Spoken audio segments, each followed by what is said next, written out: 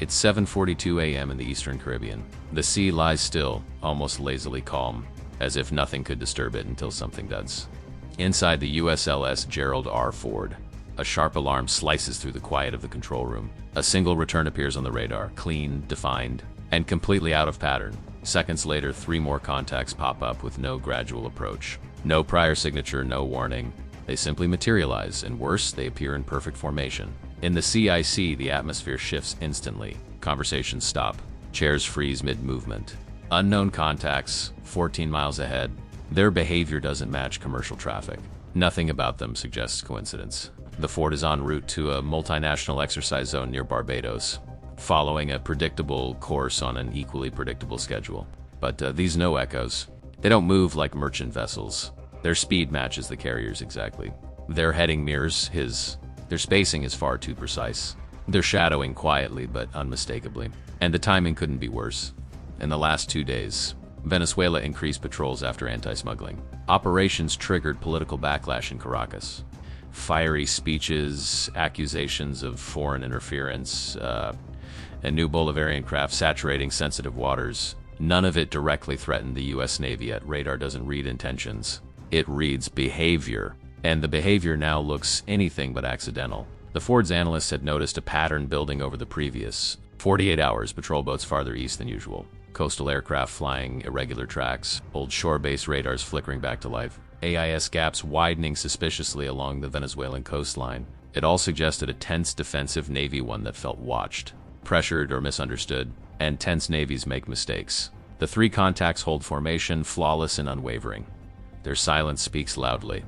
2 Venezuelan Guaycara-class patrol vessels advance, parallel to the carrier, neither closing the distance nor falling back. They remain in that unnerving space where every degree of correction feels intentional.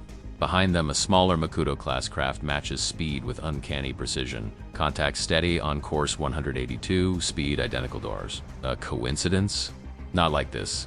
Not for this long. Still, there are no weapons revealed, no sharp maneuvers. It's pure shadowing, slow, psychological, controlled. The CIC zooms in. Every slight course correction by the Ford is mirrored by the Venezuelans 1 or 2 degrees at a time, like someone walking beside you on a sidewalk. Not touching, not threatening, just making sure you know you're being watched. The down notes. Deliberate shadowing behavior. No hostile profile, the captain replies. We'll see how far they want to take it. Flight ops remain quiet. No launches, no recoveries. Just watchful eyes on the horizon as the silent chess match continues. Then another alert appears, soft but unsettling. CIC to bridge, low-altitude UAV, southern sector. 5 miles. The E-2D Hawkeye sees it first.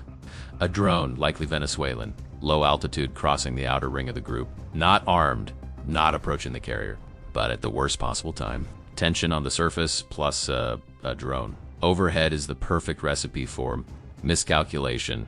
The Hawkeye is ordered to monitor, not intercept.